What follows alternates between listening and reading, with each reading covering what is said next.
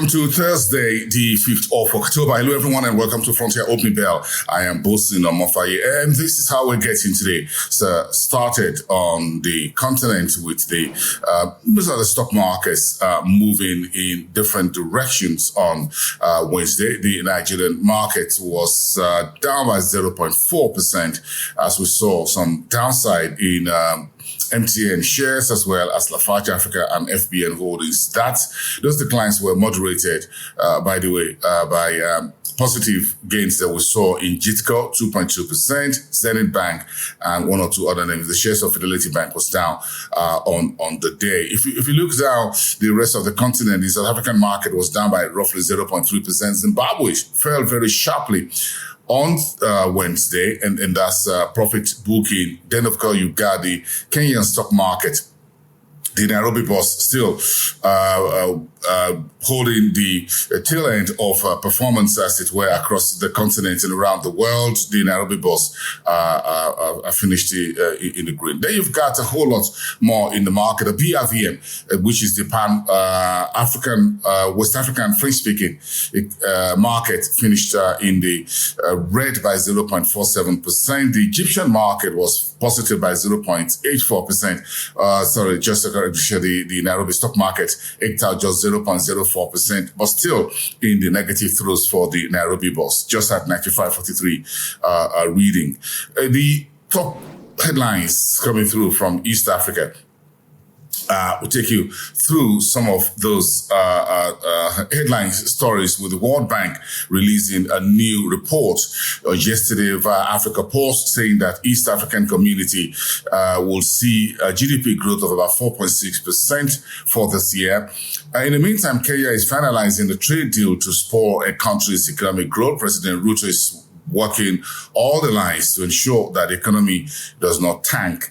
The cabinet, however, authorizes a partial removal of a mining rights moratorium and approved a cooperative bill. All that putting all woods in the fire just to get the economy up and running. And diesel is worst hit as Tanzania's fuel prices climb for 4 months straight in a row. And in the road, that's a whole lot there for the President Suluhu's administration. Let's quickly touch on with West Africa and look at the top stories, with the Nigeria economy forecast to slow to about 2.9% in 2023, according to the World Bank. No thanks to sluggish growth expected out of Nigeria and, of course, South Africa. The Nigeria is the second position after Egypt in terms of hotels investment in Africa. And today we've got the big Nigerian Infrastructure Fund, 200 billion is what the listing will be later today on the Nigerian exchange. The first private sector infrastructure mutual fund going to the market, floated by Chapel Hill Denham. And Ghana's lost about roughly 50 million cedis to cybercrime between January and September this year, while Ivory Coast got an extra $500 million in financing facility from the World Bank.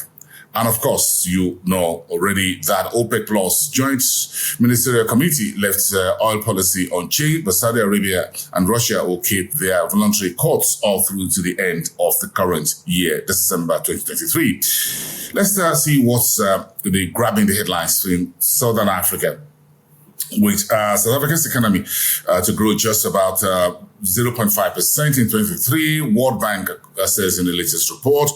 The MTN is piling up about 20,000 batteries, a backup support against load shedding. Part of the telecom group's about 5 billion rand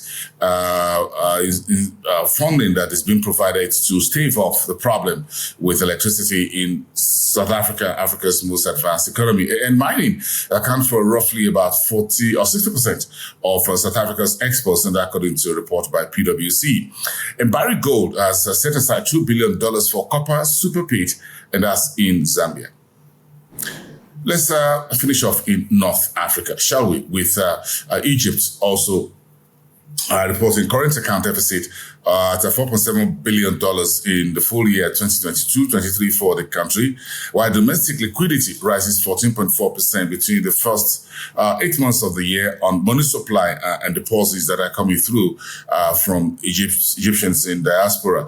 Egypt and Musk C2X have signed a $3 billion deal for green fuel production in the North Africa's biggest economy. And Morocco finally will be importing 2.5 million metric tons of soft wheat from France. And those are the headlines this Thursday. Thank you, everyone, for sticking by here on Frontier Opening Bell. I am Posting Number 5. I'll see you very soon, everyone. Have a great day.